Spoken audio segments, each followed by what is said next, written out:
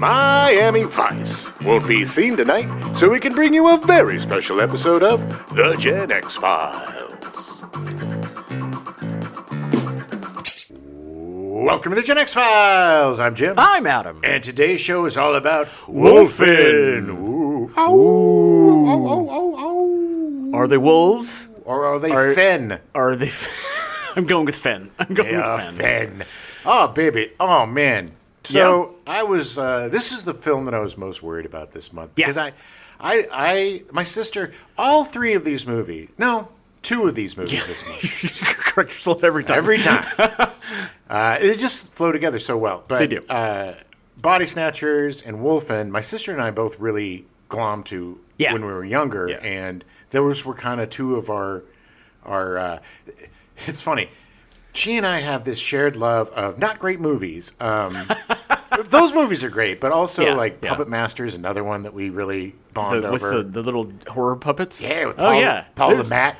Ooh. It's a weird movie. Yeah, well, there was a period of time where she and I would just watch a lot of, Child's Play, those kind of movies. Sure. We watched a lot of movies together. Kind of cheesy horror movies, yeah. Mm-hmm. Yeah. And like I said during the Body Snatchers episode, we do the the pointing and the screaming. And the scream. Yeah. But we both really enjoyed Wolfen. I think we were both fans we both really liked Albert Finney. Oh, yeah. Because everybody... You mean Albert Giant Face Finney? Yeah. Poor Albert Finney. I know. And he's not an unhandsome man. He's just very peculiar looking. Yeah. He's, like I said, he's like Jeremy Allen White from The Bear. And if he... just smoked and drank and ate cheeseburgers for 15 years. Never worked out. And once. never. Although Finney's not fat by any means. No. He's just schlubby. Well, they also didn't do him any favors dressing him the way they dressed him in big old bulky coats and stuff. That awful headband. The awful headband too. And what was with he and Diane Venora having the exact same haircut? Hey, 2 for 1 at Fantastic Sam's. Look, guys, we can only afford one haircut. We got to pick. Is it going to be Finney's or going to be Verona? I'm going to go with Verona. It'll go to both of you, I promise. I apologize. I totally derailed. You were talking about your sister and you guys watching horror movies together. So I'm easily distracted. Sorry, that was me. Anyway, so... You both love Albert Finney. Yes, but so I was most worried about this one because I've been speaking with her. We've been having meetings. Yeah. So Teresa and I have been talking, and... She hasn't seen it in a while either, so I asked her to watch it. I texted her when we started the movie. We're watching Wolfen. Yeah. So hopefully she'll watch it as well. I was really pleasantly surprised. It is good. I am surprised. I was the most worried about this because I'd never seen it. Yeah. And the idea, I did all the research and stuff before I watched the movie, and I was kind of like, man, I don't know about this. Yeah. How is this going to sustain for 2 hours? And it is a way better movie than it has any right to be. Well, just this has been a very unique month, especially for horror, because we had the neo-noir sci-fi thriller. Yeah. That was different than most anything else. Did the best non-crime neo-noir. Yeah. Non-black and white color. Yeah. Anyway, Altered States was an academic thriller. Oh, yeah. That was something that we hadn't really seen, and this is an ecological thriller. You know, this is a hippie, and oh Lord, oh baby, is the director the hippiest of hippies? I love him so much. Oh my God! Even today, it looks like. Remember in the 80s and in the 90s and late 80s, they did all of these hippies waking up from comas, or being thawed out or something, and had to be. This dude looks like he was thawed out from 1968. And except he's just been the same since 1968. Hey, I respect that, man. The man has principles and he sticks to them. Yeah, and he has hairstyles and clothing choices that he sticks to as well. But hey, man, if it's not broken, don't fix it. I know. But it was really good, and I think. Because it was in the hands of a director that was very conscious about what was happening in the world. Very passionate, yeah. Very passionate about change. Big fan of, and pals with Ginsberg and, made Woodstock, for Christ's sake. Yeah. This guy really took what could have been kind of a, hackneyed or if it was the original, as we'll get into, kind of a silly thriller into something that was unique and really interesting. And yeah. And again, another movie where something big is happening in the city, but we're seeing it through the eyes of like 3 people, right, 4 right. people. And not even just the city. I mean, this is like happening everywhere. Yeah. It's just that it happens to be affected more in New York because of the rampant regentrification of the Bronx. Right. There was a period of time, where there were a lot of movies that were very similar in tone and in vibe, I would say. Yeah. This, Cat People, I would put in that. I would put American Werewolf in London in that category. There were these kind of different thrillers, a lot of them remakes. Cat People was a remake, Body Snatchers remake, but they all had this kind of intimacy to them. Yeah. That, horror movies have intimacy now. It's like 6 kids going on a camping trip or whatever. Yeah. But it's not true intimacy because it's just a bunch of dumb kids you're waiting to die. You know what I mean? It's like these people... The movies now are missing the bigger picture, which is what these movies have. Well, yes, like a theme. But also, the characters all have points of view. And the characters all... They don't necessarily agree on what's going on, but they're also not... Nancy naysayers who are just, they're not happening, it's not happening. That character that we both hate. I hate that so much. There's no character like that in any of these movies. No, they accept it and they move on and they push the story forward. It took the captain literally losing his head until he kind of believed what was going on. It's the greatest line. Son of a bitch. Yeah. It's just like, this is actually happening.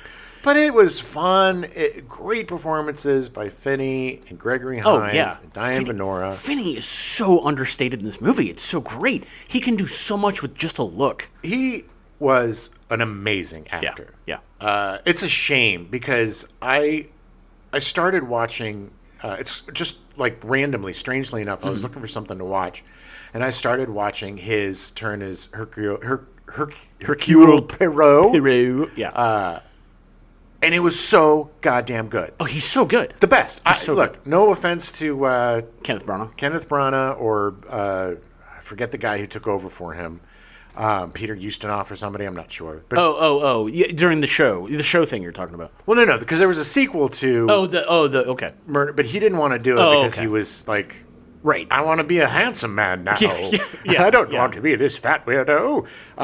So somebody took over for him, and he was fine, but he nailed that performance, just like he nailed Scrooge, just like he nails everything. He's professional, consummate professional. He makes it his own in a way that enhances the character that we already knew, rather than like, I'm going to do something completely different.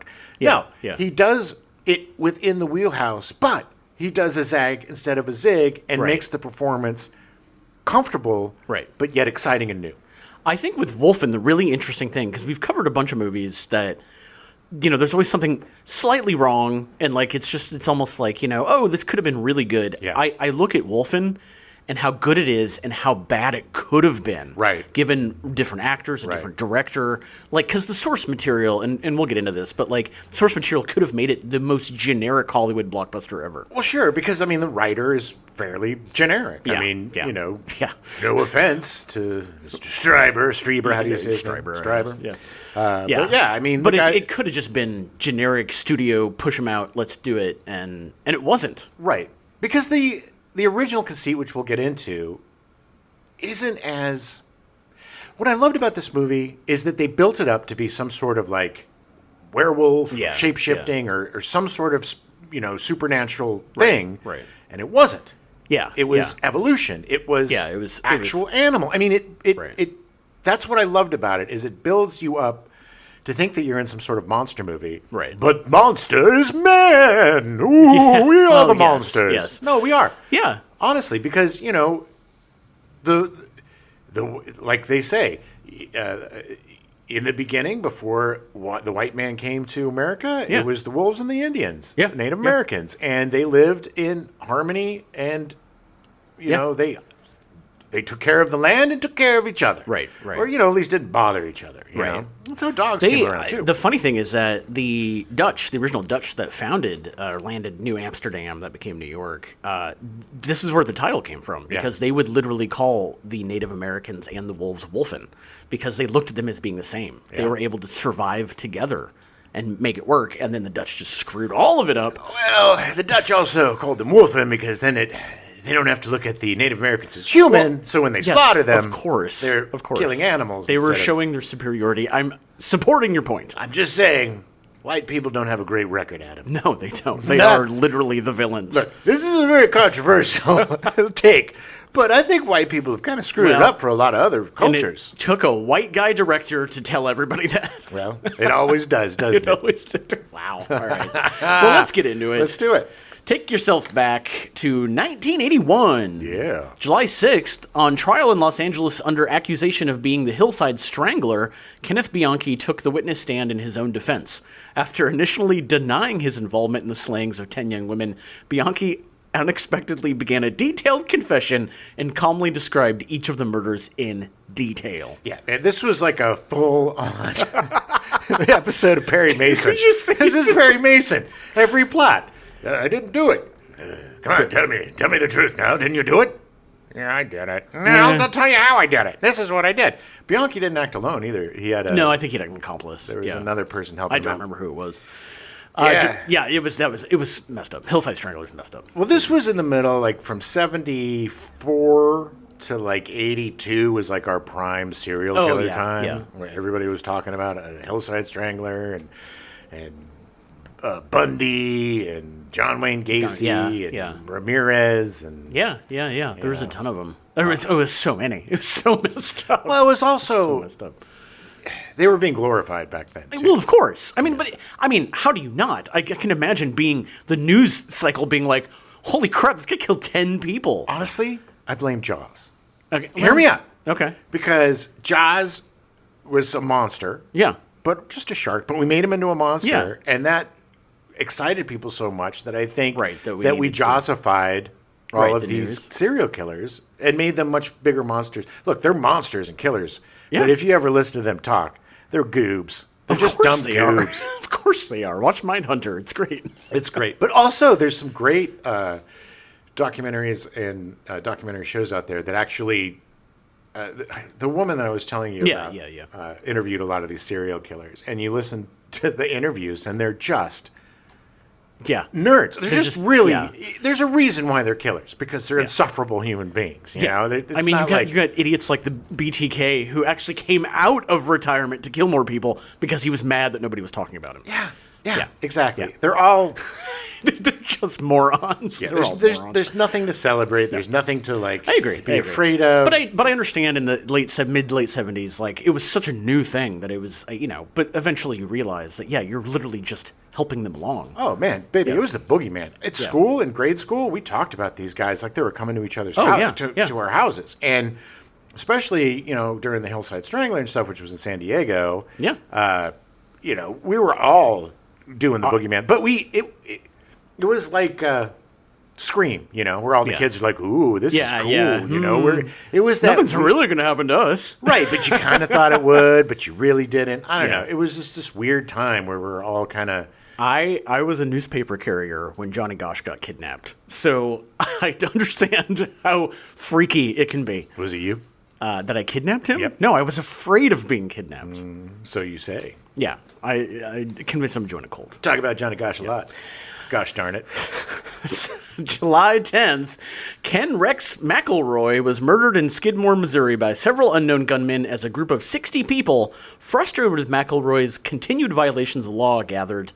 The example of vigilante justice would later be recounted in books and a made-for-TV movie. Crazy. They never figured out who killed him because all 60 people refused to talk about it. Wow. Yeah, they literally got away with murdering this guy in this town. Wow. Well, there's been some great podcasts about it, and like there's a great criminal episode about it. And literally the FBI came in, and everyone was just like, nah.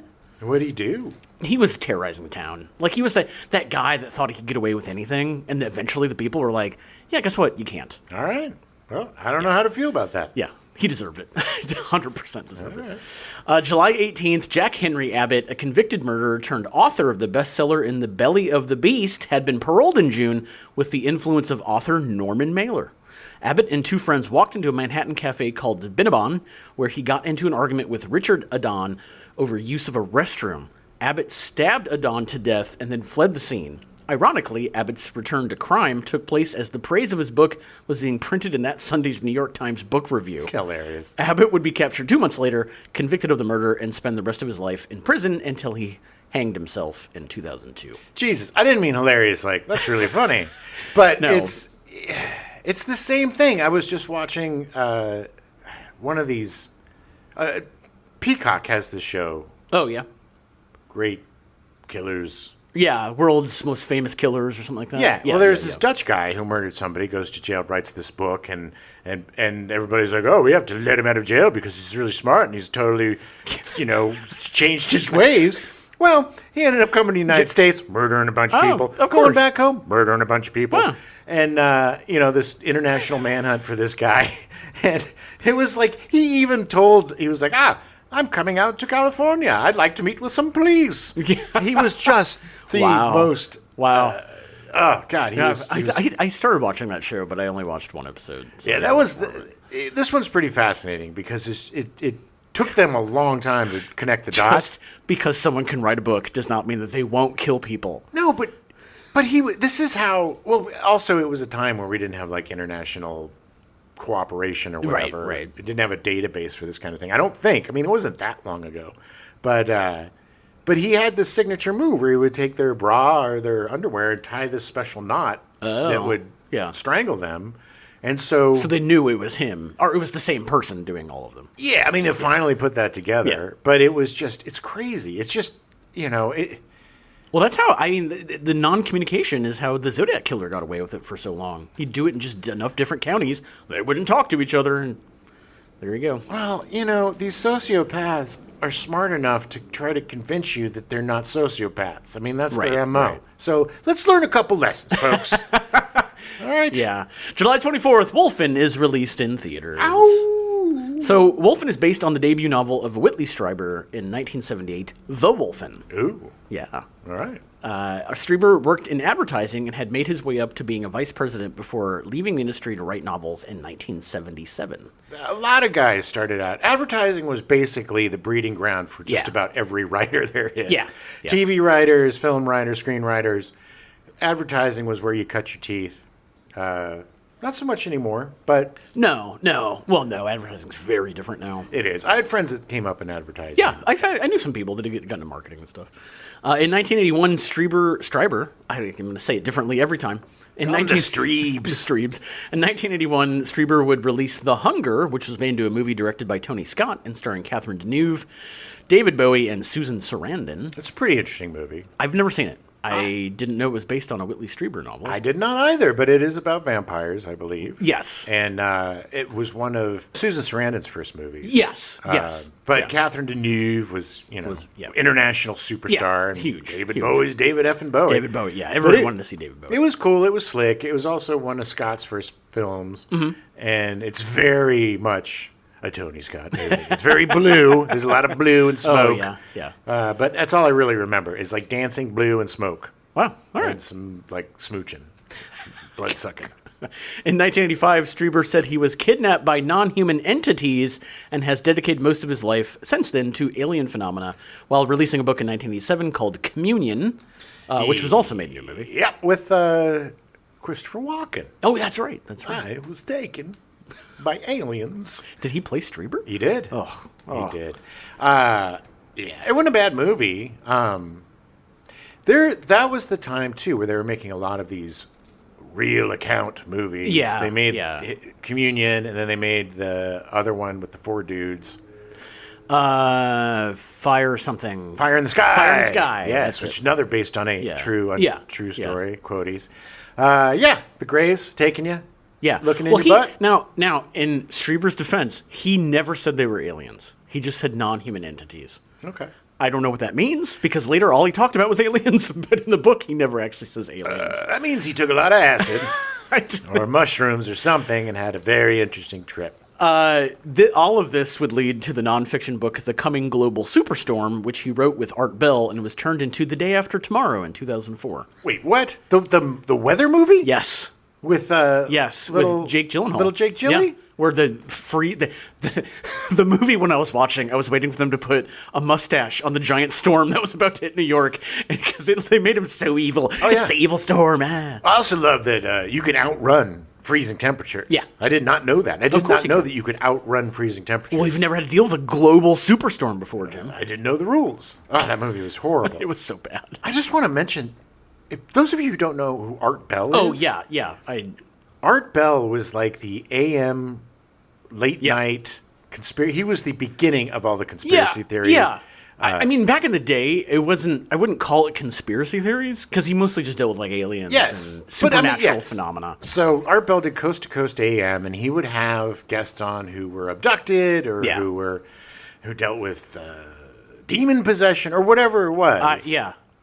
I used to, when I would drive from college back to my hometown, which was about 2 hours away, I would do it at night, and I would always listen to Coast, Of course, because it was extremely entertaining. He had a bunch of wackadoos on, being wacky. Always. But he was very sympathetic, and he would listen, and he would... He took them seriously. Yeah. Like, he was one of the very first, quote-unquote, journalists to actually take this stuff into account and be like, well... This could actually happen. Yes, and it of course has given rise to this now. But well, it's devolved into that Sandy Hook a-hole that's whatever his name is. Who had to pay for everything? Yes, and has deservedly so. Has now turned into people thinking that certain people control the weather. Good Lord, that's the thing. Art Bell is quaint. Yeah, and now all of that BS is mainstreamed. It's so mainstream. It's so ridiculous. It is. I mean, giving credence to a lot of this garbage is just heartbreaking to me. I saw this morning someone literally posted, I don't think they can control the weather like they can create the weather, but I'm pretty sure they can point it where to go. It's like, okay. Who's they, by the way? Who is they? I want to know. The best quote about it, I think it was Jimmy Kimmel, who was like, look, if the Democrats can control the weather, they would make it less humid in Florida. Yeah, and in L.A. too. Yeah. For Christ's sake. Anyway. Well, look, here's the problem. It's HAARP. And I remember, Art Bell, I had an acquaintance who I would buy a certain substance from. Right. Your green flower. Textbook. Not textbooks, okay.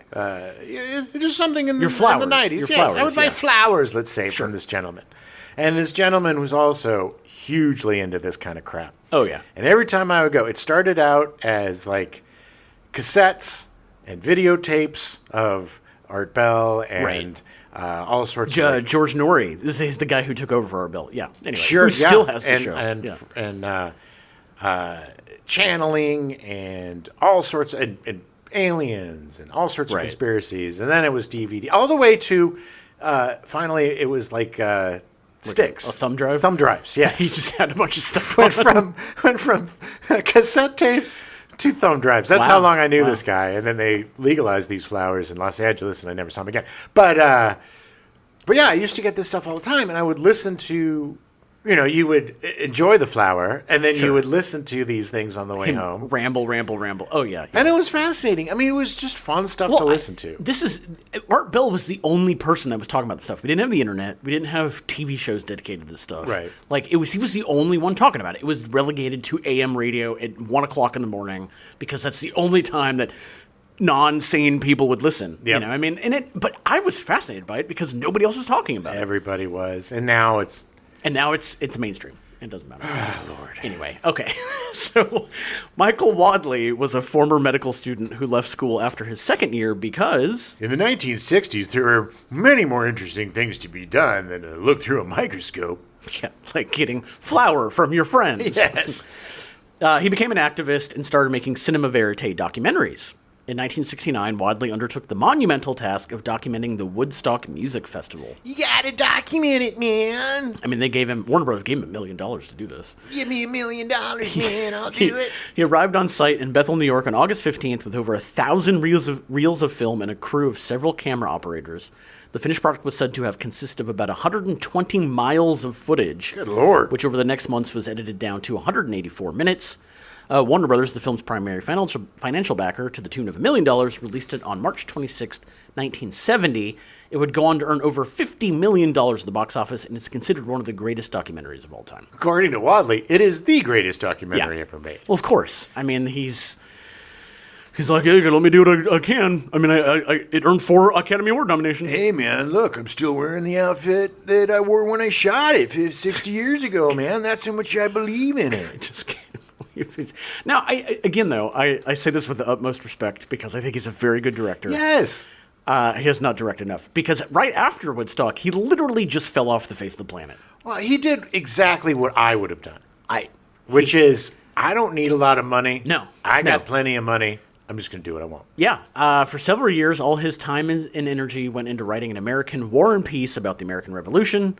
Wadleigh said, because of my money from Woodstock, I didn't need to work since I lived simply. Yeah, apparently he had like a 20-year-old Jeep. He had a house that cost like $30,000 in Woodland Hills. Like he just lived off of his royalties. He's the dude. Yeah. He is literally, the dude. He was the dude. I'm going to sit and write this giant, long book about the American Revolution and smoke a lot of pot. I'm going to write about them putting paraquat in the weed, man. It's dangerous business, man. You don't put that stuff in there. Give you brain damage, man. In 1975, Mike Medavoy of United Artists was impressed enough with Wadleigh's 8-hour, 2-movie script to commit half the money to make his magnum opus.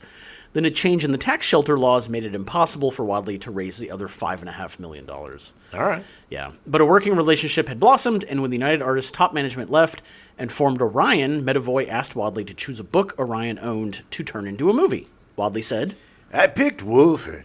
I didn't like the book, but I liked the premise. Sorry, it was just funny. I just love his first instinct is I didn't like it. I chose it, but I didn't like it. I rewrote it as Moby Dick, the horror story sugarcoating around serious ecological issues. Before Columbus, there were 2 hunting tribes in America, 2 successful animals, Indians and wolves, who respected each other. There were 2 million wolves here in the 15th century. Now, there are 200. And that is very true. They were almost extinct by There's a lot more now. Yeah, oh, yeah. But not enough. No, they've managed to re-blossom. I think there's around 12,000 now. But it's still not nearly what it used to be. No, and they're... certain sector of the electorate would like to resume hunting on those wolves. Yeah, talk about ecological disaster. Wadleigh added the Native American element to the story to emphasize the coming ecological changes. Yeah, man. In the book, the Wolfen are a separate race of intelligent beings descended from canids that live secretly alongside mankind. By adding in the indigenous peoples element, Wadleigh was able to add in his activist bent to a Hollywood film. It would not be terribly well received by the studio, but more on that later. Well, that's really dumb. Also, I think this is what was brilliant about what he did, because if it was just some dumb...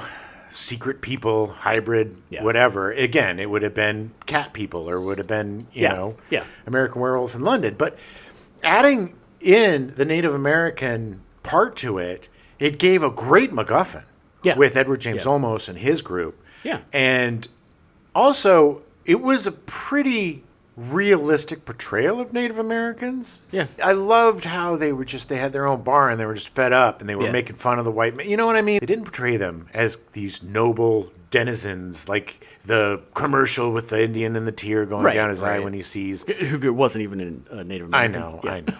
That's heartbreaking. But they were real people. With real problems, real gripes. That's when he came in and he made the joke like, oh, and they all think we're alcoholics too. Yeah. And it's like, because that is literally what the white man thinks. Yeah, and so I think that was one of the first real portrayals of Native Americans as just human beings. Modern human beings that work and live like everybody else. Because it either was the demonization of them in like the cowboy and Indian movies where they just want your scalp, or it was the fetishization of Indians to bring them up as some great, noble, enlightened thing. And of course, they're much more enlightened than us, but they're also just human beings. They're still dealing in a horrible situation. Still people. And they're shit on constantly. Yes. It's like, even today, a gentleman told a Native American politician to go back where you came from, which was like a block away from where they were. It's just so stupid. So, casting, Michael Wadleigh cast the entire movie and insisted on using lesser-known actors, obviously beyond Albert Finney, who is very well known. And funny enough, and I forgot to include this, but Dustin Hoffman really wanted to play the Albert Finney role. Like, he lobbied for it so hard, and Michael Wadleigh was like, nope. I really want to play the role. You gotta give me the role. Come on, give me the role. Which, honestly, I could see it, but Finney was so good. Yeah, I gotta get the Wolfen. There's a lot of Wolfen out there. Gotta get the Wolfen. It's not him playing Rain Man in Wolfen. It is. That's how I see him. Is that all he does? Yeah. There was the one time that he wasn't acting, was in Rain Man? Well, didn't you see, what was that one with Laurence Olivier? Marathon Man. Oh, yeah. Yeah, I should shave. Oh, come on, I should shave. Don't take my tooth. Why are you taking my tooth? Oh, God. 10 minutes to tooth. Thank you for making me think about that scene. I appreciate that. Is it safe? He would have been fine, but no, I don't know, man. Finney was too pitch perfect for this. Like, it's hard to see other people in the role. Finney plays a good, rumpled cop. Has Hoffman played a cop? I don't think Probably in the 70s or something, but he just doesn't seem like a cop to me, man. He's too, like, plain Jane. He's too academic. He's too, yeah. He seems like a kid in college or a teacher. Yeah. I want to solve this. Yeah. F you, man. Yeah. I'm just teasing. I like Dustin Hoffman. Dustin Hoffman's great. I mean, I just don't know if he would have been good. Maybe that was going to be his thing. It's like, I'm trying to expand my range and try to do something that he wouldn't normally be cast in. Yep. And then he was tricked into doing Tootsie, and apparently had a feud with I was going to say Kevin Pollak, but Not Kevin Pollak. Something Pollak, the director. Sidney Pollak. Yeah. Apparently Sidney Pollack tricked him into being in Tootsie, really? and they weren't friends. I don't know. Well, I guess we'll find out when we cover Tootsie. Tootsie. Okay, so Albert Finney was cast as Detective Dewey Wilson, our protagonist and main star. Well, I'm a detective. It's so funny. I constantly forget that he's actually British. Yeah. Because his accent is kind of British, but kind of not. Yeah, it's kind of just like that. Yeah, he also sounds like he's got like wool in the back of his mouth. Because he's eating in every scene, Adam. Mouthful of hot dog. The eating that he had on screen was the only food they allowed him the entire production. Probably. I don't know. Maybe he was... That man stuffed an entire hot dog in his mouth. Oh, my God. And talked with a whole... And then managed to actually sleep with the woman that he was talking to. Hey, like, 70s were different back then, man. So Finney's first film appearance was in Tony Richardson's The Entertainer in 1960 with Laurence Olivier. Oh. Finney and Alan Bates played Olivier's sons. I've never seen The Entertainer. I don't know if it's any good. Years and years ago. He worked with Tony Richardson quite a bit. He made his film breakthrough in the same year with his portrayal of a disillusioned factory worker in Carol Rice's film version of Alan Stilto's Saturday Night and Sunday Morning, produced by Tony Richardson. The film was a success, being the third most popular movie in Britain that year. Yeah, sorry. Yeah.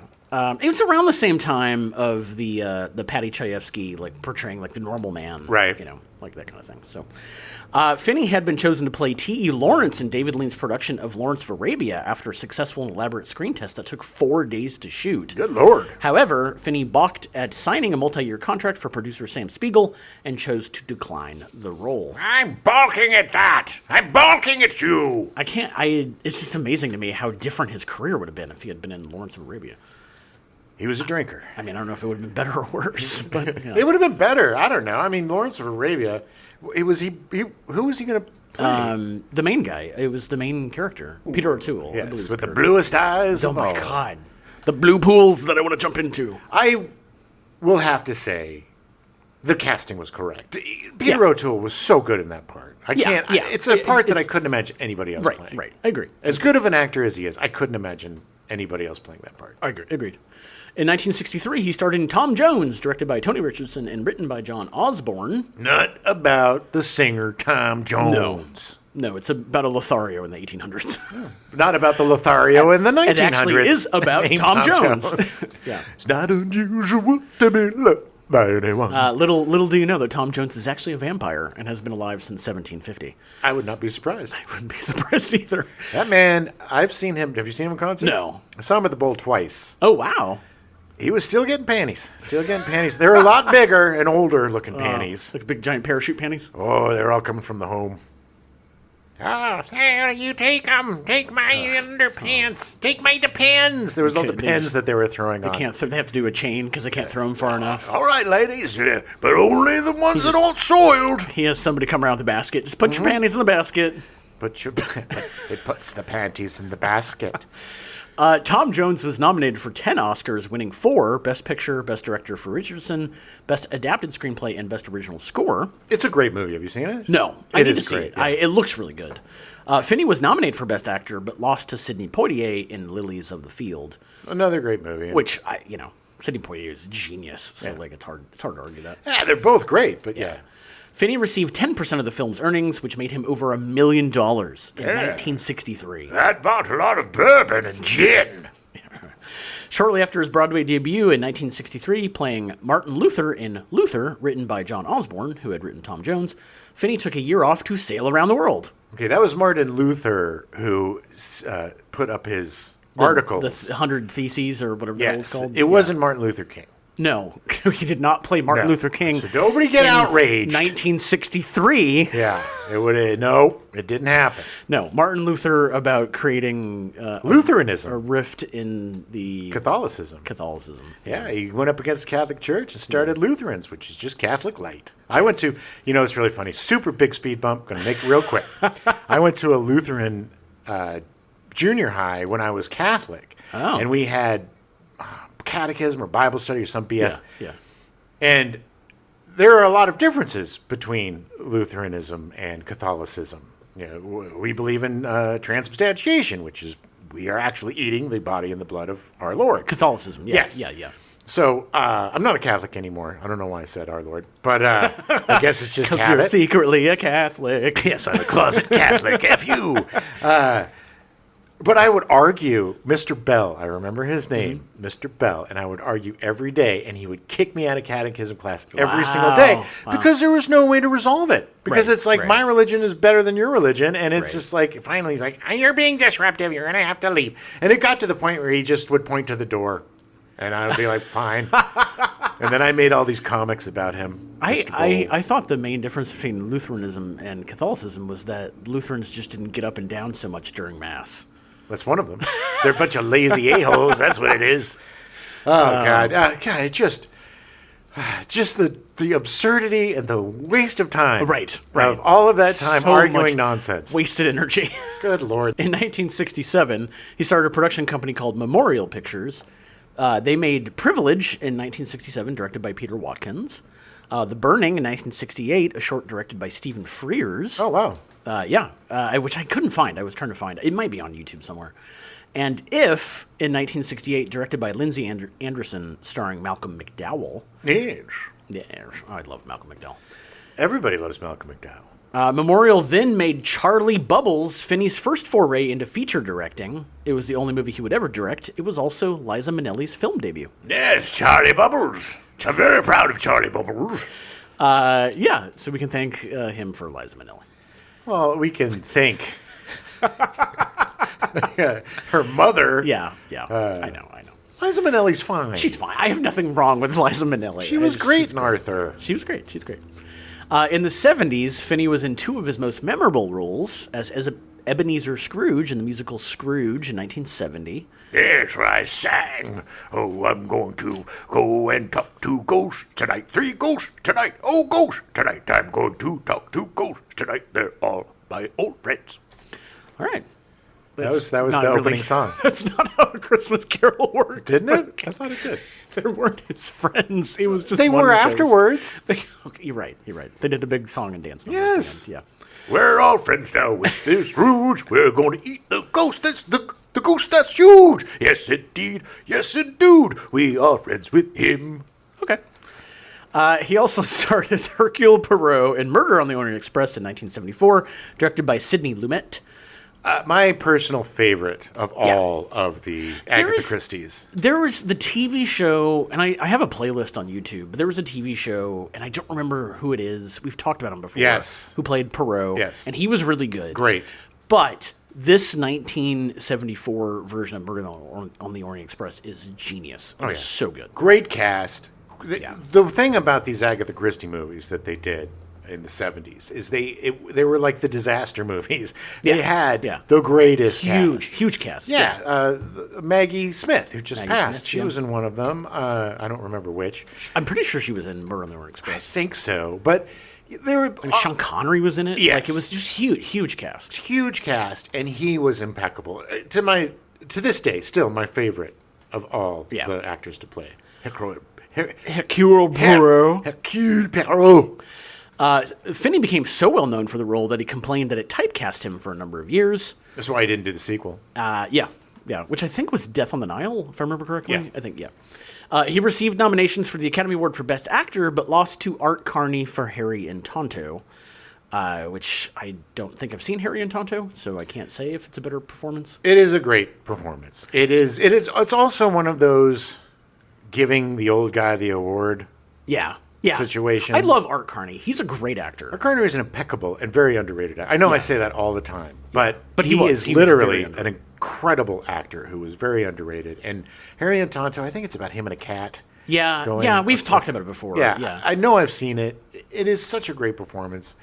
And it was a tough year that year because also losing was Dustin Hoffman for Lenny, Jack Nicholson for Chinatown, and Al Pacino for The Godfather Part 2. Oh, wow. That is a tough category. Yeah, it is. For Art Carney to pull that off, it makes me want to go see Harry and Tonto. Hey, his acceptance speech was, F you all, you young effers. I won. Me and a cat beat you all, you dumb bastards with your stupid make-em-ups and your dumb way of doing stuff. I won. I am shocked that Jack Nicholson did not win for Chinatown. He was so good in that movie. Well, yeah, I mean, he was amazing, but also, I mean, all of those. All of them, yeah. It was a stacked year. Have you seen Lenny, about Lenny Bruce? It is an amazing performance by Dustin Hoffman. All of these performances. Al Pacino, Christ, in The Godfather Part 2. So good. I'm going to call you all. I'm going to call you all. Get the cannoli. Yeah, I mean, again, but Albert Finney just always got the shaft, man. He did, constantly. So again, Finney decided to take a break from acting, but this time just features.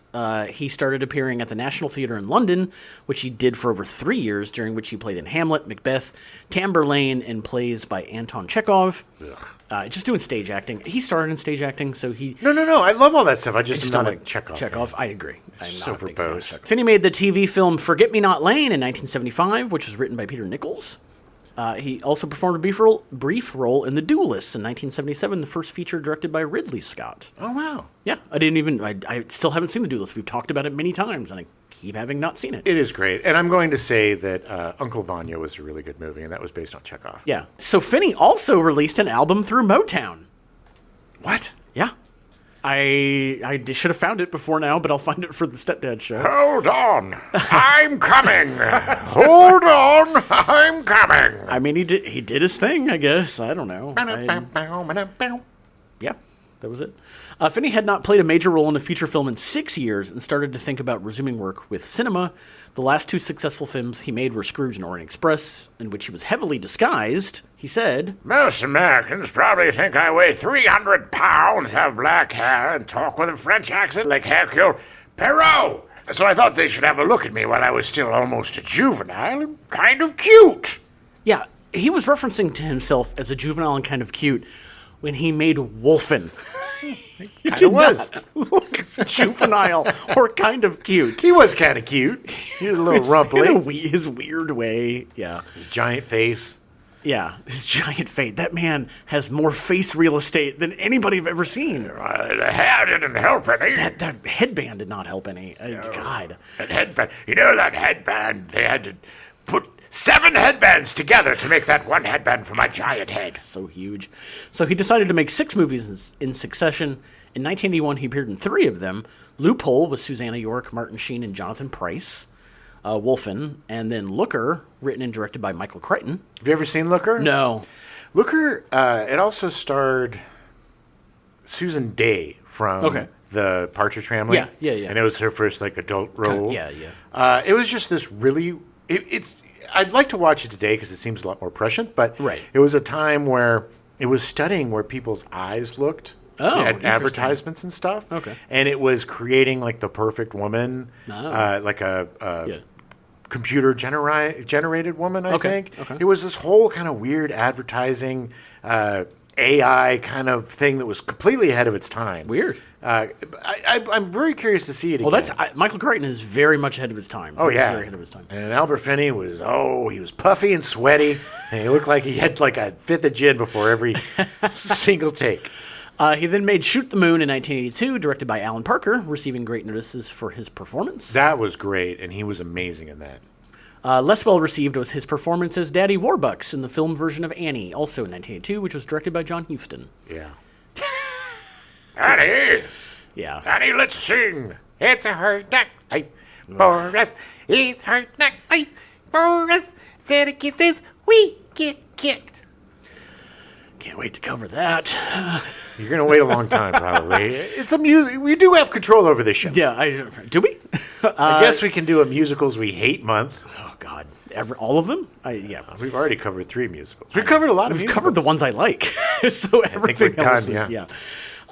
He also made The Dresser in 1983, directed by Peter Yates, as Sir, a deteriorating veteran actor struggling through a difficult performance of King Lear. He was robbed. Yeah. Robbed of the Oscar. He was earned a nomination for the Academy Award for Best Actor, but would lose to Robert Duvall for Tender Mercies. Tender Mercies is a great movie, and Robert Duvall is impeccable. Robert Duvall is always impeccable. But The Dresser was such a heartbreaking performance and such an amazing performance by Albert Finney. Just tortured. Yeah. And again, I think Albert Finney, if I were Albert Finney, I'd be a little bitter. Yeah. Because I keep putting in these amazing performances, and then it's like, oh, I guess everybody else has to do an amazing performance this year, too. Yeah, yeah. In 1984, Finney would be nominated for Best Actor again for Under the Volcano, also directed by John Huston. Oh, my God, and he was so goddamn good in that. He would lose to F. Murray Abraham for Amadeus. F. Murray Abraham. Turn F. Murray Abraham into the biggest dick. Yes, ask Sean Connery. Yeah. Hey, Sean. Please reference our great train robbery. Hey, Sean. Hey, Sean Connery. It was, the Name of the Rose. Yeah. Hey, Sean Connery. Sean Connery, do you have an Oscar? No. I do. Look at it. It's under my robe. God. I'm nude except for my Oscar. Go away. It's covering my little ween. Finney would not be nominated for Best Actor again. That would be it. Really? He wasn't nominated for Aaron Brockovich? Not for Best Actor. Oh. He was nominated for Best Supporting Actor in 2000 for Aaron Brockovich. But he would lose to Benicio del Toro for Traffic. Look, again, Benicio del Toro was great in Traffic. But Finney stole that movie. Stole it. And it was such a good movie. And it was the best thing that Julia Roberts has done. Didn't she win the Oscar for that? Or at least was nominated. I think she was nominated. I don't think she won. But that was such a great film. She might have. He was so good as the... He was so good. This episode is making me angry at the lack of appreciation for Albert Finney. Well, the Oscars are a joke. So, I mean... Well, that's true. He would win an Emmy for playing Winston Churchill in The Gathering Storm in 2002. So great, too. Who's got that? I would say probably the best performance of Winston Churchill. And that's saying a lot. Yeah. I think the only person that comes close was John Lithgow in playing Winston Churchill in The Crown. The Crown. Yeah. No, he was great. Yeah, he was great. But Albert Finney, oh my God. Just brilliant, amazing. Winston Churchill. So I'm playing him next. Oh, okay. Mm-hmm. Great. And Martin Scorsese's... you gotta get in the tub with your gin and your cigar and yell at people. That's why I'm not in the room with you. I'm in the tub right now. Gloop, gloop, gloop. In May of 2011, Finney disclosed that he had been receiving treatment for kidney cancer. According to a 2012 interview, he had been diagnosed with the disease 5 years earlier and had surgery, followed by 6 rounds of chemotherapy. His final film role was in Skyfall, the James Bond film, in 2012. Oh, yeah, I forgot he was in that. Yeah, it's unfortunate Skyfall wasn't. It was fine. Finney died of a chest infection at the Royal Marsden Hospital on February 7th, 2019, at the age of 82. I mean, that's a good run, but still. Yeah, that sucks, though, man. And for him especially, the fact that he didn't act for like 7 years, that had to have been torture. Like, that just sucks. Yeah. Diane Venora was cast as Detective Rebecca Neff. Venora was primarily a stage actor, often taking long breaks from film and TV during her career to appear on Broadway. She was great. I totally forgot about her until I saw this movie. I honestly don't think I've ever seen her in anything. Maybe FX. I will take that back. I know I've seen FX, but I don't think I realized it was her. Yeah, well, I mean, she's the female lead in that. Yeah. Brian Brown's. I have visions of her, but like it's never connecting her name. Well, it's not a huge part. It's mostly Brian Dennehy, Brian Brown, the Bryans. She won a scholarship to Juilliard School in New York City, where she graduated in 1977. At Juilliard, she was a member of the drama department's Group 6, which ran from 73 to 77, which included Kelsey Grammer, Harriet Sansom Harris, and Robin Williams. Oh, my God. Could you imagine being in a group that had Robin Williams and Kelsey Grammer? You know, what's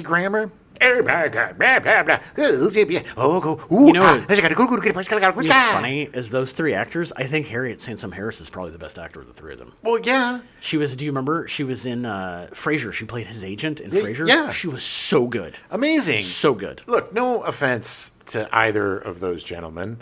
I will always love Robin Williams. He was great at what he did. Robin Williams, I loved his stand-up. Mork and Mindy was one of my favorite shows as a kid. Fisher King. Yeah. There's tons of stuff. I love him. He's also one of the most annoying human beings on the planet. And I kind of feel that way about Kelsey Grammer, too. And this is like Coke Kelsey Grammer, too. Big Coke Kelsey Grammer. So you got, and probably coked up Robin Williams, too. So you coked up Williams, coked up Grammer, man. Oh, you getting a word in. Nobody's getting a word in. No. You just leave the room and they don't even realize they're gone. Hey, let's do this. Let's do some more this. That's a recording from them doing that was good. An improv. So Wolfen was Diane Venora's feature film debut. Really? Yeah. She appeared in The Cotton Club in 1984, written and directed by Francis Ford Coppola. Then she appeared in FX in 1986, as we discussed. In 1988, she was nominated for a Golden Globe for her performance in Bird, directed by Clint Eastwood. Yeah, she was excellent in that. Did you ever see that? No, I haven't seen Bird. Oh, so good. And Lazy Eye Joe. Forrest Whitaker. Oh, Forrest Whitaker. Forrest Whitaker is absolutely amazing. Incredible. Playing Charlie Parker. Oh, my God. He's so good. I love him, by the way. Forrest Whitaker is an amazing actor. Watch the Jim Jarmusch movie, Ghost Dog. Ghost Dog, yeah. If you want to see one of the best performances ever. Yeah. Listen to our Fast Times at Ridgemont High episode if you want to learn more about Forrest Whitaker. Or Lazy Eye Joe. Lazy Eye Joe. Sorry, that just really struck me. Shortly after Bird, she would take 5 years off to raise her daughter. Her comeback in Heat in 1995, written and directed by Michael Mann, earned her accolades. She was amazing. Again, also, I've seen Heat, and I know which part she plays. Never connected with Diane Venora. She was Pacino's girlfriend. Yeah, I just never connected that. It was such a thankless, awful part, but she made the best of it. Yeah. All the women in that movie did not have good parts. It was all just... Of course not. God, it was all... I love that, and I love that movie. Heat is a fantastic movie. It is 2/3 of a fantastic movie. And but yeah... They don't, all the women are just like poor saps. Poor saps. She had a recurring role on TV with Thunder Alley starring Ed Asner and Chicago Hope, one of the many ER imitators. Yeah, Chicago Hope lasted a while though. It lasted like 5 years. Well, pretty good. Yeah, I mean it wasn't bad, but it was one of those that was greenlit because ER was so huge. Sure. Yeah, I never watched it. Yeah. And Thunder Alley, I don't know if you remember Thunder Alley. He was a retired race car driver. It was a sitcom. Yeah. It only ran for like a year or two. Yeah.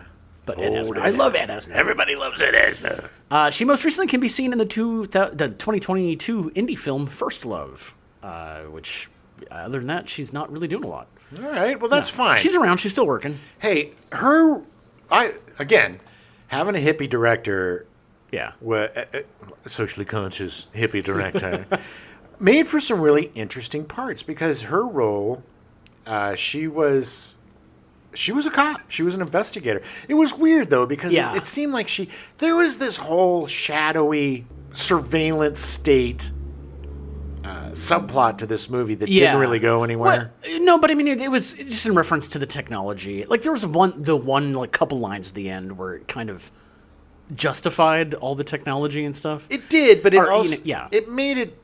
Because was that part of the cops, or was it a private thing? No, it was the cops. It was confusing. But it felt very Michael Crichton-y. It was like, oh, like this is interesting. But it makes sense for Michael Wadleigh, who's a huge activist, to be like, this is bad. It was very Big Brother. This is? Yeah. It was, it was kind of the beginning of the police state and putting cameras everywhere. I don't think that they were actually doing that in 1980. I would find it really hard No, I mean, obviously they didn't have a machine that could tell you if they're lying or not. Well, it was a private security company because they were working for the mayor guy and watching him. Oh no, you're right. Because when he was like, who are you? Like, right. I don't know you. Who are you? Right. He's like, oh, he runs the. You're right. It was a private security firm that took care of executives and stuff. So she would bounce back between them. Right. I don't know if she was investigating them. It was a little confusing. Yeah, it wasn't totally clear. Right, but she was a cop. She held her own. Yeah, she was a fantastic, very well written character. Very smart. And I like their relationship, too, because they had a past. They knew each other. And I'd love. He's like, well, are you going home? Do you want to ride? Do you want to ride? Not this time. Not this time. Yeah. And he just kind of smiles. And he's like, all right. Yeah. That's enough sexism for me. They played off each other so well. It was so good. And there was so much in that relation. Like, you could see that backstory. Oh, yeah. In just those few lines. Like, yeah. When she put him in the bath. I mean, you barely saw it, but she put him in the bath. That was kind of when you knew she was taking care of him. I really enjoy Diana Venora. Yeah, yeah. Or Diane Venora, Venora. I always call her Diana Venora because it sounds better. It does. But again, horrible haircut. I don't know why they gave them the same haircut. It's really distracting. You couldn't tell who was who from behind. No, that's true. Edward James Olmos was cast as Eddie Holt. Oh, young Eddie J. Oh, my God. In Olmos' teen years, he was the lead singer for a band he named Pacific Ocean, so called because it was to be the biggest thing on the West Coast. For several years, Pacific Ocean performed at various clubs in and around Los Angeles and released their only record, Purgatory, in 1968. So he was a liar. They were not the biggest thing. They did not become the biggest thing on the West Coast. Right. At the same time, he attended classes at East Los Angeles College, including courses in acting. Nice. Olmos appeared in a few films in the late 70s, but in 1980, Olmos was cast in the post-apocalyptic science fiction film Virus, also known as Fukatsu no Hai. Okay. Directed by Kinji Fukusaku and based on a novel written by Sakio Komatsu. Nice. I started watching this, and the quality was so bad that I had to turn it off. Oh. It wasn't the movie's fault. It was just a bad transfer. I know I've seen this many, many moons ago. Yeah. Super weird movie. Yeah. His role required him to play a piano while singing a Spanish ballad during the latter part of the film. The film also starred Masao Kusakari, Sonny Chiba, George Kennedy, Robert Vaughn, Chuck Connors, Olivia Hussey, Glenn Ford, and Henry Silva. Although not a box office success, Virus was notable for being the most expensive Japanese film made at the time. What a great cast. What a great international cast. A huge amount of... The movie is essentially about the Americans causing a virus that kills most of the planet. But it's set in Japan. Way to go, Americans. I know. It's supposedly really good. I couldn't watch it. Okay, because the quality was bad. Yeah, it was bad. The quality, the picture not the quality was bad. The quality of the film was great. Later, in 1981, Olmos was in Zoot Suit, based on the Broadway play, of which Olmos also starred in. Again, they used to advertise Broadway plays on TV quite a bit, and I remember when Zoot Suit was out and just Zoot Suiting it all the time. Yeah, the movie, unfortunately, did not do terribly well. It wasn't reviewed. It was apparently I've never seen the movie, but apparently, even though it was shot like a film, there were certain scenes where they would cut to an audience watching them on the play, like on stage. Yeah. And then the reviewers were just like, I don't understand what's going on. Nobody did. It didn't make any sense. Well, that's the problem. It is very difficult to translate stage to film. Yeah. And usually it is a bust. Yeah. And this was one of the busts. And unfortunately, it was the guy who wrote and directed the play, wrote and directed the movie, and I think he was just a little full of himself. It was probably too precious. And I'm sorry, but theater directors and film directors, two completely different animals, and it needed a film director. Yes. In 1982, Olmos would star in Blade Runner, along with Harrison Ford, Rutger Hauer, and Sean Young.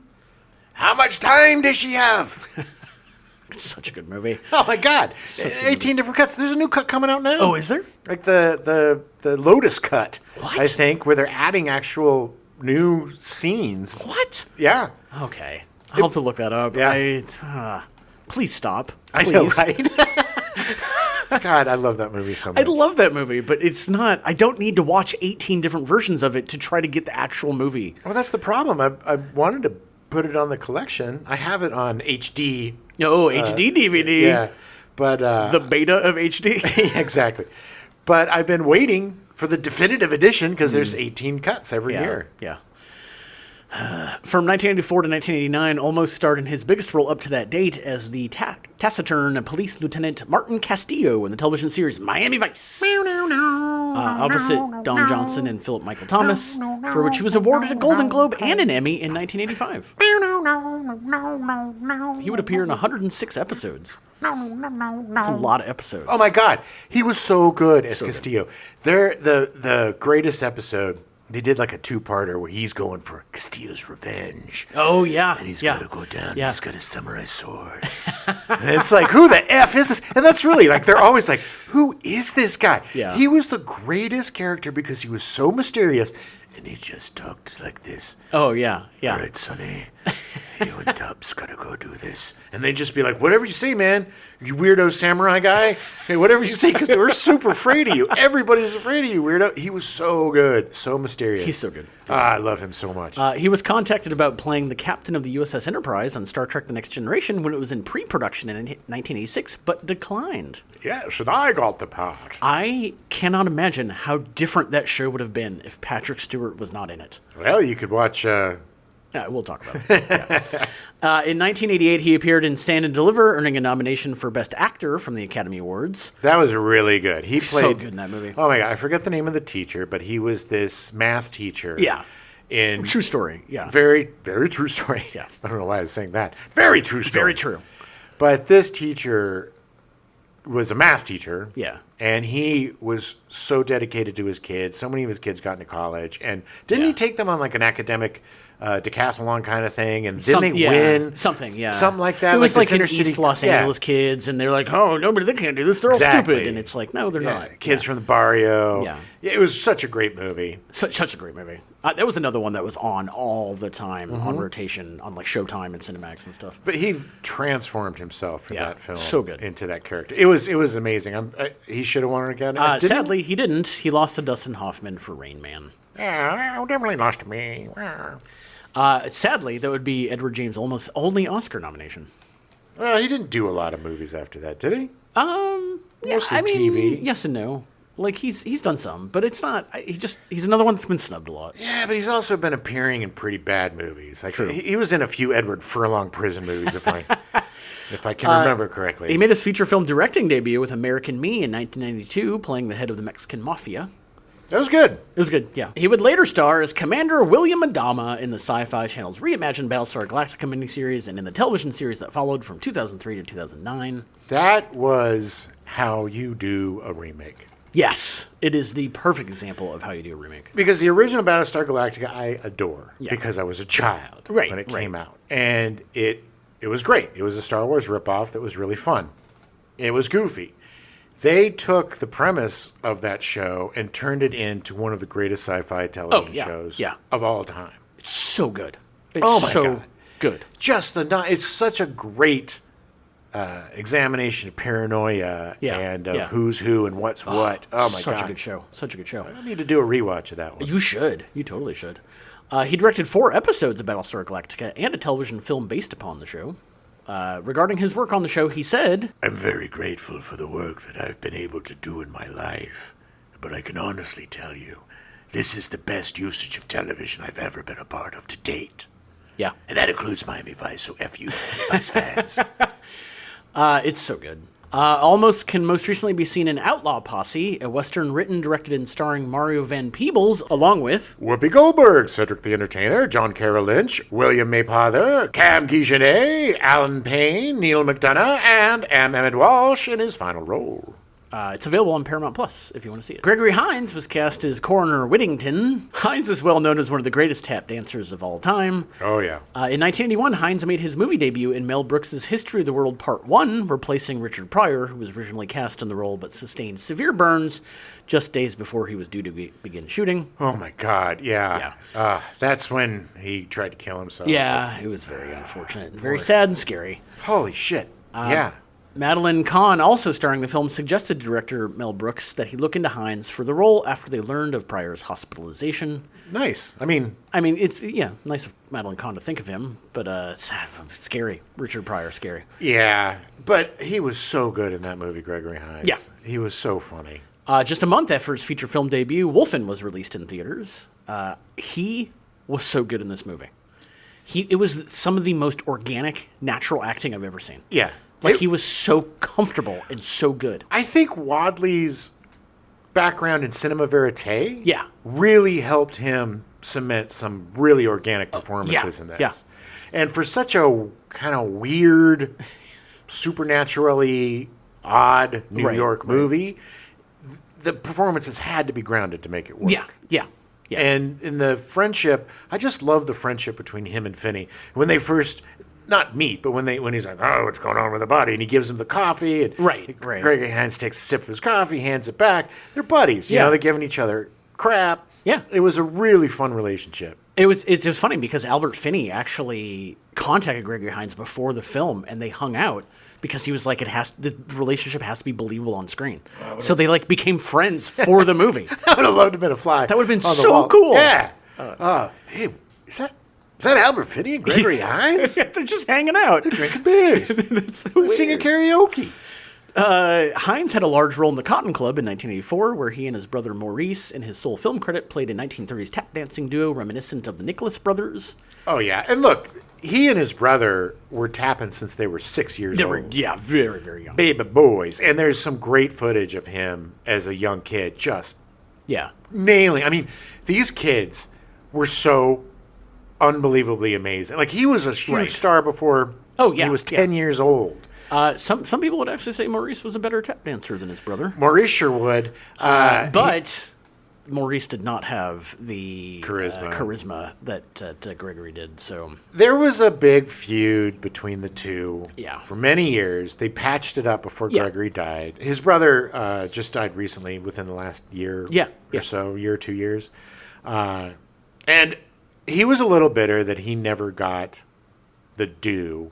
Yeah, his recognition, Right, and he was not an actor. He was a tap dancer. And and there was a time in the 70s, like mid-70s to 80s, where tap was huge. Yeah. And people loved tap dancing, but just like everything else, it was weird. 70s was like tap, mime, all the things everybody hates. We loved it. It was all on the Donnie and Marie show. But so he continued to work his brother, but there was a. It just wasn't. It wasn't Gregory's career. And he was bitter, and there was a rip. But great, they were able to patch it up, and he was able to come to terms. Hines co-starred with Mikhail Baryshnikov in the 1985 film White Nights, and co-starred with Billy Crystal in the 1986 buddy cop film Running Scared. Listen to our Running Scared episode. For more on Running Scared and Gregory Hines, we go way deeper inside Gregory Hines. Oof. It's messy. More of his history. And everything we just talked about, we go into much more detail. Yeah. Hines would be nominated for the Tony Award 5 times, winning just once. He'd be nominated for 7 Emmys, also winning just once. Unfortunately, Hines died of liver cancer on August 9th, 2003, en route to the hospital from his home in Los Angeles. He was diagnosed with the disease a year earlier, but informed only his closest friends. He was only 57. He was way too young, and he had a huge television career before he died. He was on Will and Grace. He was on a bunch he had his own show, I think. There was an animated show called Little Bill that he was actually, that's what he won the Emmy for. Right. Where he played Big Bill, but it was actually... He also had the Gregory Hines show for a little while. Yeah. But he would show up and do arcs on sitcoms, and the guy was constantly working, and just one of the most likable actors ever. Like, the charm and the charisma, the talent this guy had, and for being in the business from such a young age, he knew how to work the system, and he knew how to have a good time within it. This Wolfen is a perfect example of how good he is. Oh, yeah. And just likable. I mean, the second he's on screen, you're just like, I just want to hang out with him. He's funny, and when they're doing the surveillance, and he's like, hey, check this out, and he's mooning Finney's like, look, it's a black moon over Harlem. And it's just hilarious. And Finney's just like, punch your butt away. Punch your butt away. But they did have such a great chemistry, and spoiler alert. Yeah. Spoiler alert. When he dies, man, that breaks my heart. Oh, man. Albert Finney was just shattered. Yeah. Shattered. Yeah. Walks into that bar, and they saw it on his face. And they're like, all right, we got to explain this, what's going on. The acting that he did in that scene, he comes in, face all scratched up. the shell-shocked look on Finney's face, the acting he does in that scene, so good. Without a word. No, not a single word. Is impeccable. And the Olmos and the older gentleman who we'll get to, those guys too. So good. The way they handled him. And even the guys like, oh, yeah, don't listen to that BS, blah, blah, blah. But everybody looking at this. At first, I love it because it was the who's coming in here? But then he's like, they take a good look at him, and they're like, "Holy shit! Oh yeah, we need to let you know what's going on. Yeah, we got to help this guy. He's been through it. Oh, so good, so good." Some smaller parts with some recognizable actors in the movie. Tom Noonan is Ferguson. Oh my god, I love Tom Noonan so much. Tom Noonan's so good. He's so young in this. Yep. Has so much hair. Yeah, he does. Oh, he's Tom Noonan. He's so good. Lupus caninus. It's a wolf, baby. It's a wolf. Also, much like Gregory Hines, like the second he's on screen, it's like I just want to hang out with this guy. Yeah, he's so weird, but he's so fun, but so great as an actor. Yeah. If you look at that versus him playing the Tooth Fairy in Francis Dollarhide in Manhunter. Yes, in Manhunter. You look at him in Last Action Hero. The guy has range, and my favorite parts that Noonan plays is this part. Is the kind of parts where he's just kind of the scientist, just kind of like a little bit of a weird guy. So into his animals, but he's so excited about what he does, and he's I guess I'll have to go wake her up. Yeah, and he pulls out a stuffed wolf. It's like what? Oh, ew. Way too much information, dude. But he is just so real. I love Tom Noonan so much. He's so good. Anytime he pops on screen, my face just lights up. Yeah. I totally forgot he was in this movie. Yeah. And as soon as I saw him, I'm like, yeah. So good. I wanted to see more of the three of them just hanging out. Yeah. Like Albert Finney and Gregory Hines and Tom Noonan just hanging out, shooting the shit. Bunch of weirdos. Yeah. He played Frankenstein's monster in The Monster Squad in 1987, and then Kane in RoboCop 2 in 1990. All right, Kane. But it was just so great. He's just so good. Dick O'Neill was cast. Is he still alive? Yeah, Tom Noonan's around. Oh, he's great. still active. Is he still working? Mm-hmm. Oh, great. Yeah. Dick O'Neill was cast as Captain Warren. Dick O'Neill. So good. Such a great character actor, one of the best. And we were talking about him yesterday. Yeah.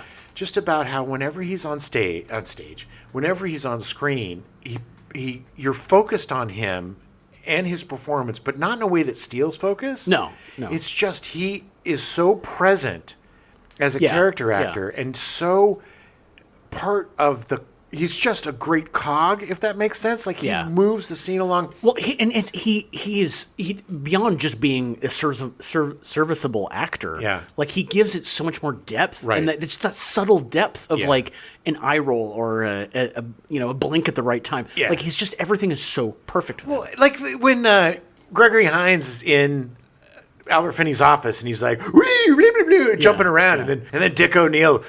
You see his little face in the window, like, what's going on here? And then he opens the doors. I don't even want to know. It's like, there's no fun to be had here. We're cops, damn it. Oh, God. So he's been in some movies like... The Taking of Pelham 1, 2, 3, The Front Page, Posse, St. Ives, American Raspberry, MacArthur, The Buddy Holly Story, House Calls, The Jerk, Chiller, Pritzi's Honor, The Mosquito Coast, She's Out of Control, and Loose Cannons. He's good. He's been in like 150 movies. I mean, he's one of the most recognizable character actors you'll ever see. Exactly. And also not, because he blends so well into whatever he does. He's just so good. Plays a lot of cops, plays a lot of authority figures. Yeah. But he, like in The Jerk. Oh, yeah. He's freaking hilarious. He's so funny. Pritzi's Honor. And Loose Cannons. Yes. Listen to our Loose Cannons episode. I forget him in Mosquito Coast, but I'm really psyched to do that movie. And I'm glad he's in it. On November 17th, 1998, O'Neill died of a heart failure at the age of 70. Oh. Yeah. Del Birdie was cast as Old Indian, which was just that's what they called him in the movie, or the credits. Never Adam. I don't want to call him that, but he's just the three guys, the three Native Americans that hung out. He was the guy with gray hair. Yeah, they could have given him a name. He was in the movie long enough to have a name. Also looked like he could have been like maybe 5 years older than the others. He just had gray hair. Well, he was in everything, that guy. He self-identified as being of Chiricahua Apache descent and appeared in tons of movies and TV shows from the 50s to the 80s, including Bonanza, Bat Masterson, Gunsmoke, Simon & Simon, Sweet Hostage, Invasion USA, and Bullies. His final appearance was a guest appearance in an episode of Saved by the Bell in 1990. Yeah, it was a very special episode of Saved by the Bell. It's just him crying. Yeah. Well, he always showed up, man, and he was always good. Yeah. You know, and he was impeccable in this movie. And again, I really like the way that they portrayed the Native Americans. Yeah. You know, they didn't vilify them or glorify them. They just made them people. They were part of the story. They were working class people that worked the bridges and knew the lore. Right. Birdie died of a heart attack in Los Angeles on November 26, 1991, at the age of 70. These guys are dying so young. God, that means he was like 60 when he was doing this. He did not look 60. Yeah, hard life, baby. Yeah. No, I mean, like, he looked younger. I think he looked younger. Oh, okay. Yeah. To me, easy he life, looked baby. younger. Yeah, I don't know. Peter Michael Getz as Ross. Getz is a character actor appearing in films like Prince of the City, The World According to Garp, Jumpin' Jack Flash, King Kong Lives, Father of the Bride, Dad, Glory, My Girl, and The Empty Mirror. Some of his television credits include Aftermath, Lou Grant, Saint Elsewhere, The Facts of Life, Simon & Simon, Matlock, The Golden Girls, L.A. Law, The Kavanaughs, Twin Peaks, Picket Fences, Touched by an Angel, The Practice, The West Wing, Gilmore Girls, Without a Trace, and Arrested Development. He just appears in everything. Yeah, and if you saw this guy, you'd recognize him. him. He's got a weird nose. His last credit is A Violent Separation in 2019, directed by his sons, Kevin and Michael. Nice. Apparently was not a very good movie, unfortunately. But he's now retired at the age of 82, just hanging out. Good for him. He did his biz. Reginald VelJohnson was the morgue attendant. You know him from Die Hard and Family Matters. He's almost unrecognizable in this. He really is. It's only his voice that you There was one line where I was like, oh my God, that is Reginald VelJohnson. It's also the only time he ever played something besides a cop. Yeah. And it was a doctor. They or immediately nurse. made him realize, you have to be a cop. You have to be a cop. No more orderly roles for you, VelJohnson. Shave that beard. James Tolkien was cast as Baldy, the medical examiner. Yes, that guy. Keep on combing through it, Baldy. That's hilarious. Oh, and keep combing it, Baldy. Yeah. Keep on combing it. He was best known as Mr. Strickland from Back to the Future and Back to the Future Part 2, and his ancestor, Marshall James Strickland, in Back to the Future Part 3. Yeah, and strangely enough, he looks older in Wolfen than he does in the Back to the Future movies. Super weird. I don't know. Skinny. I don't know. Yeah. Like, he definitely looked like 10 years older than he did 5 years later. He did. It was crazy. I think he was sick or something. He looked weird. He did not look good. Nope. His last film was Bone Tomahawk in 2015, but he's retired now at the age of 93. Great. He still goes to conventions. He still signs stuff. Nice. Like, Bone Tomahawk.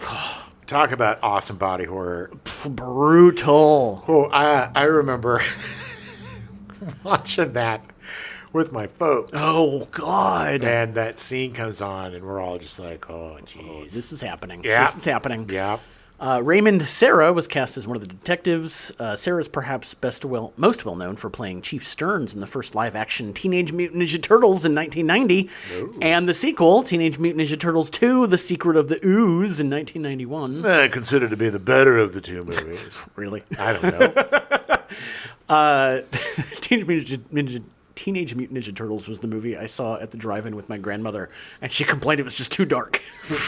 Like the subject matter or just the screen? Just the screen. It was like, I can't say anything. It's too dark. I was like, Grandma, they're literally in the sewer. What are these, turtles? Yeah. I don't get it. What's the secret of the ooze? He died. She was very German. That was What is the secret of the Oh, ooze? God. Okay. He unfortunately died in 2003 from unknown causes. I tried to figure out what happened to him, but he died. He was like 63. Was it you? Was it you and your grandma? I don't remember. No. You and your grandma didn't plot to kill him? I'm going to say no. Okay. You can't prove anything. I can't. This is the most unfortunate name and a credit I've ever seen, but Roy Brocksmith was cast as Fat Jogger in Park. The only thing that I think he was actually in, he had no lines, but he was the guy who takes Tom Noonan's little motorbike. Yeah. He jumps on it and tries to make it work and then falls off and falls down. Yeah. Fat Jogger in Park. But Roy Brocksmith, you remember him as Dr. Edgemar in Total Recall, had the one small sweat going down his head when he realizes that it's real and not fake. Yeah, that guy. You would recognize him in a bunch of stuff. He's in everything. He's weird. Yeah. He's got a little head and a big fat body. He sounds and weird. He has a weird voice, but he's a great character actor. And I didn't realize that was him. Yeah, it was because I knew he was Fat Jogger in Park, and it was the only time that I was like, well, there's a fat jogger, and he's stealing the motorcycle. Hey, Mom, you gotta come see the movie I'm in, Wolfen. What do you play? Fat Jogger in Park? Maybe you could skip it. Tom Waits was in the movie. He has an uncredited part as the drunken bar owner. Yeah, and his song is playing in the background. Yeah. In the bar. Tom Waits is my favorite singer. Tom Waits and Prince tied. Yeah. For my two favorites. So the film was the first movie to use a thermographic visual photographic look to represent the point of view of a character, in this case, the Wolfen. Wolfen. The type of effect shot has been used in a number of movies to show the POV of a character, usually villainous, like a beast, most notably in Predator in 1987. They ripped it off. Totally ripped it off. The sound is like... Yeah, even the... Yeah. Yeah. It's Michael Wadleigh, man. He's a trailblazer. Yes. Trailblazer. These camera setups would contribute to the film going over schedule and over budget, unfortunately. Worth it, man. I know. Wadleigh was a bit meticulous, and the budget for the film ballooned. Instead of being ready to go into production in April 1979, Wolfen did not start until late fall of that year. In the end, according to producer Rupert Hitzig, the original $11.3 million budget was swollen to $17.3 million, not including the interest that had to be paid on the money. Hitzig said, I have respect for Michael's vision. I don't have respect for his ability to deliver in the time and on the schedule we needed. The producers assert that Wolfen was behind schedule and over budget almost from the start. Wadleigh maintains that he never saw a budget and that he told the producers the schedule was too short. Yeah, look, it's not his fault. He's the director. Yeah. He's not the producer. No. He's the director. And if you don't tell the director the parameters or what's going on, he's not going to give a shit. Yeah. Because his job is to make the movie. Money, who cares? I mean, he's happy. He's got his vision, and it's like it is the producer's job to rein that vision in. Right. If it's not working. And look, everything was on screen. Yeah, it looked great. Yeah. It was really well directed. They literally built that church and then burned it down for the movie. Yeah. Like, hello. I mean, you want to talk about budget problems? Like, look, it's not... This has nothing to do with out-of-control stars, out-of-control budget. No. This is everything on screen and bad communication from the producer's standpoint. I think the producer was in over his head. And we'll get into Well, S trickles down at him, and they're going to blame. In May of 1980, the Heaven's Gate effect, fear of an expensive, out-of-control production, caused Orion to stop production with several scenes left to shoot. Throughout the summer, disputes among the producers, the film studio, and Wadleigh centered on how the film was to be cut creatively and how it was to be cut for length. Hitzig said, Michael's director's cut was to be delivered July 25. It was 4 hours long and littered with banners that said, "Scene missing." From our point of view, the scenes weren't missing since we had eliminated them from our scripts. I think what happened is that there was a David Ayer rewrote the script. I think that Wadleigh wrote the script he wanted, and then the producers were like, well, we're going to have him do this stuff. And then he cut it down, and then Wadleigh was like, well, I'm going to shoot the movie I want to shoot anyway. Right. Yeah. And the fact that he was able to get a 4.5-hour movie out of the budget they had, you think you'd give him a little more respect. You would think, but that's just not how it works, Adam. The studio threatened to remove Wadleigh from the film in September, by which time he had cut the movie to 2 hours and 29 minutes.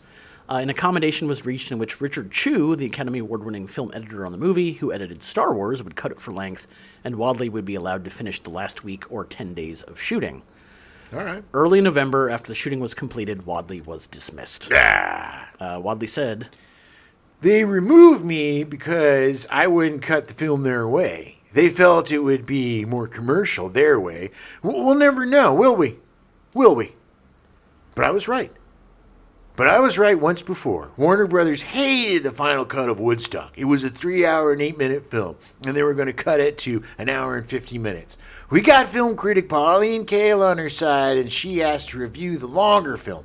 Warner Brothers then released my film, even though they thought no one would relate to it except a few stone kids. I got my version into theaters, and it won 4 Academy Award nominations. Thank you very much.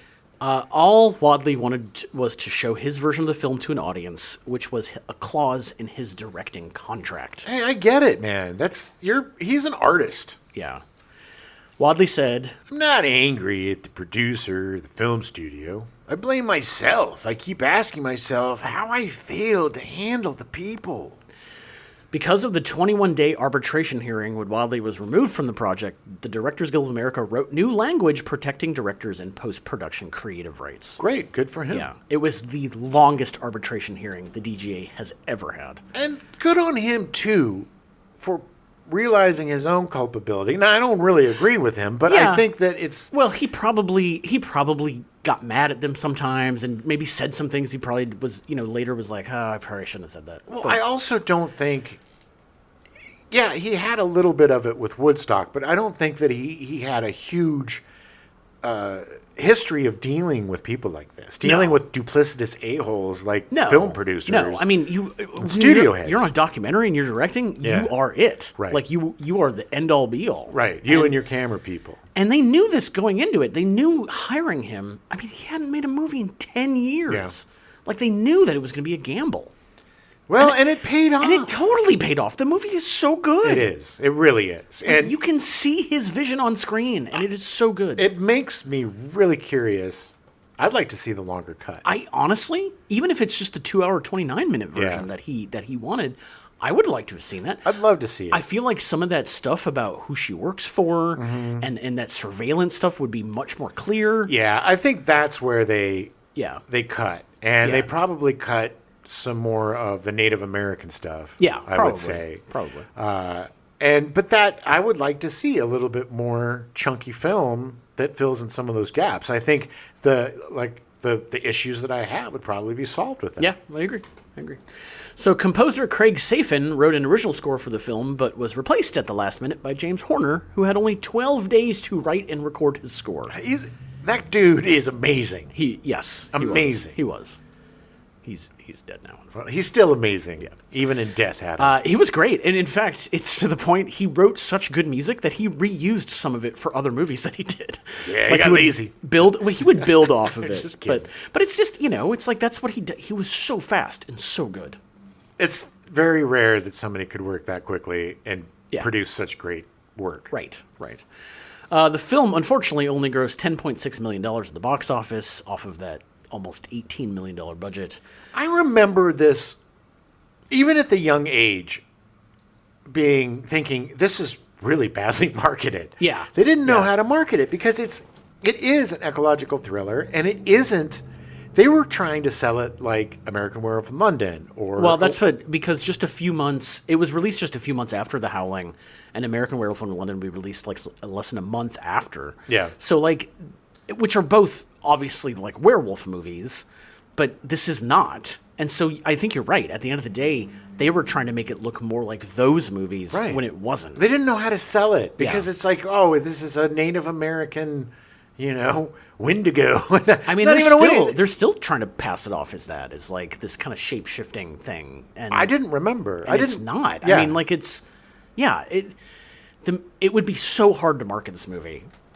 But it can be done. I mean, you got leads in there that are so good. It's a murder mystery. They should have sold it as a murder mystery. It is a great cop procedural murder mystery, like you say. Yeah. That has great MacGuffins that really keeps you guessing. Yeah. And has a very satisfying end. The explanation of spoiler alerts. I mean, we've pretty much spoiled the whole movie already. Yeah. But I think it's brilliant that these wolves evolved because of humanity. Like, we pushed them into a different evolution, trapping them in cities and them evolving to find and this is their talking points, not mine, but finding the dregs of society, or finding going to the projects and going and having the hunting ground of the people that don't matter. Yeah. That are weaker and easier to get. Yeah. Well, they don't matter to the cops. They matter as humans. This is not me. But there's a reason why serial killers kill sex workers and homeless people, because if they're, you kill a blonde white woman, the world's going to react. Implode, You kill a minority homeless person, and nobody's ever going to know about it. Yeah. And we'll get to it eventually. Yeah. Sure. Yeah, exactly. And so it was the perfect ecosystem, almost. Yeah. And then, and to me, it is such a brilliant conceit, because at that time we were talking about the rainforests and ecological disaster that was coming, that is here now. Yeah, but, we were talking about that and how man's encroachment on nature causes so much disruption, and for nature to go into the more populous parts, right? But this was in a city, and so disrupting this ecosystem of the poor by doing gentrification, by trying to tear down the blight and build up something, for the yuppies. That drives the wolves to the rich. And then as soon as the rich person dies, then the wolves are a problem. And they talk about that in the movie. It's like, well, of course, once it's the rich dude, everybody pays attention. Exactly. And, But that was what was so brilliant to me. It was such a great allegory and told in such a unique way that I had not seen before. No.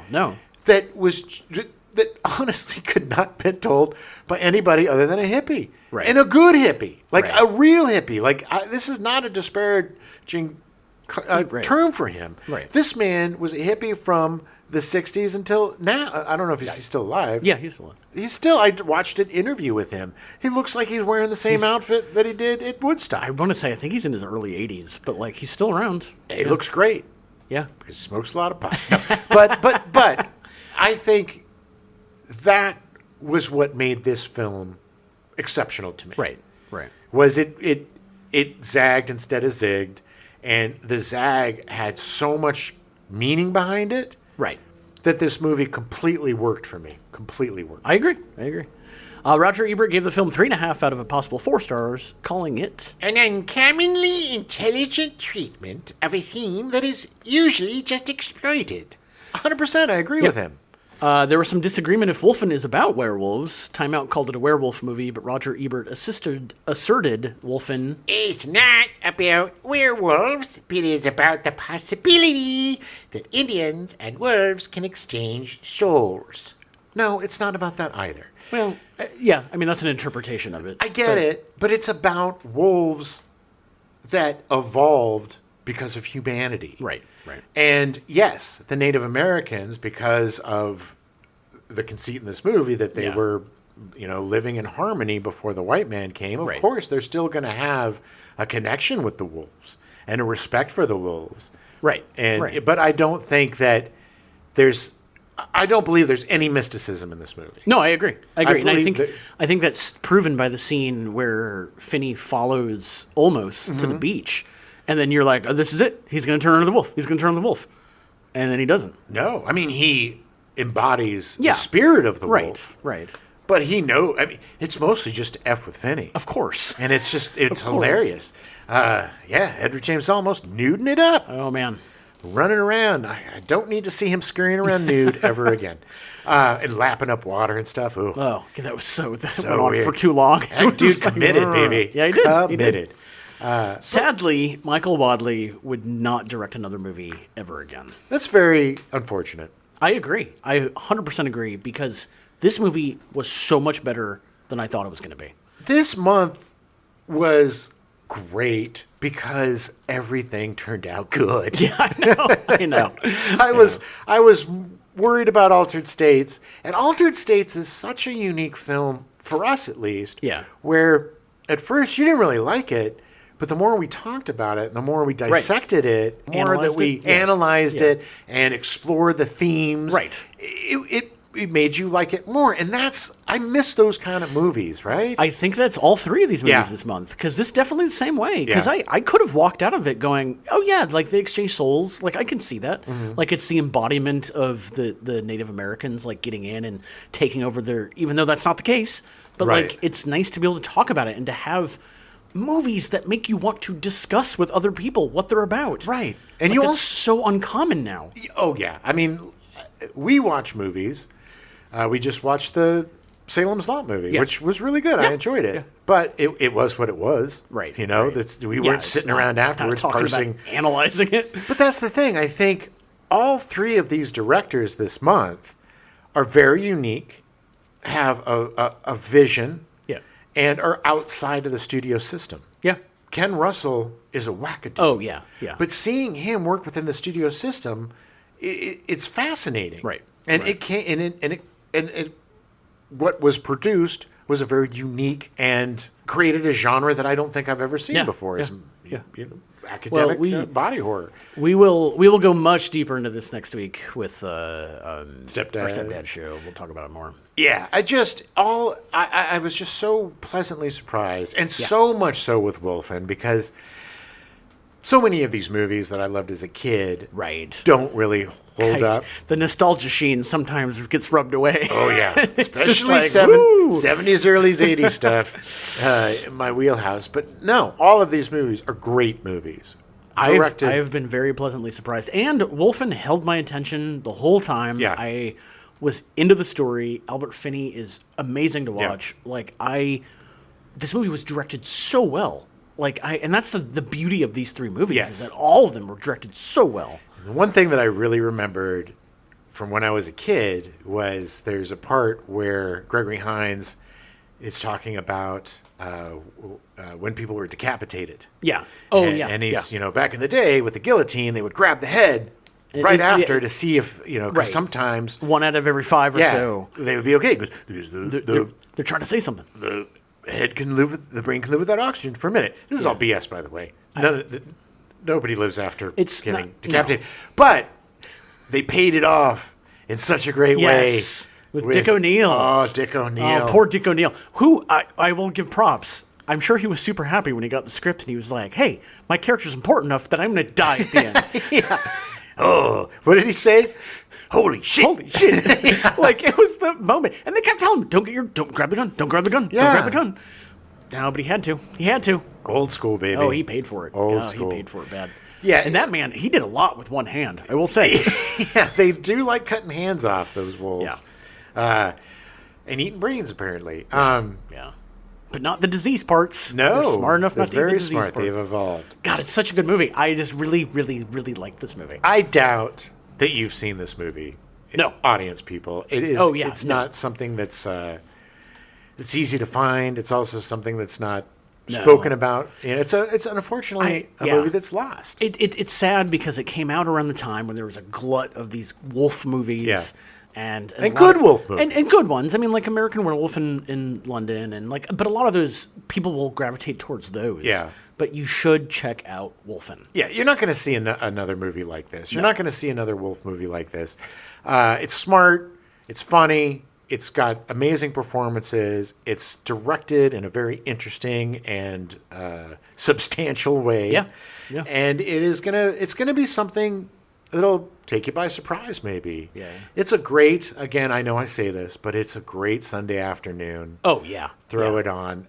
A great double feature with either American Werewolf in London or Cat People. Yeah. Or Altered States or Invasion of the Body Snatchers. Yeah, do yourself a favor. Start at 1 o'clock in the afternoon and watch all 3 of the movies. Oh, yeah. You will have an amazing day. You really will. You take an Eddie. Have a little edible with that. Have a couple. You'll enjoy it. It's going to be great.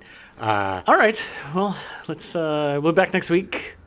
Yeah. Got our Stepdad show. Yeah, we do. And until then, watch out for the wolfing. I need a drink and a smoke. I'm Albert Finney. But they were.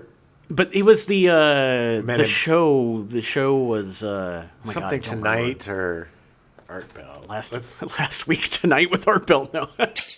or it was the fetishization. The fetish. It was Rice's film version of Alan Stilto's Saturday Night and Saturday Morning, produced by Tony Richardson. Saturday night and Sunday morning, isn't it? Sorry, did I say Saturday night and Saturday morning? Yeah. I did. Okay. Black Hat Crow. I cannot say that name. We now return you to your regularly scheduled program, A Different World, already in progress.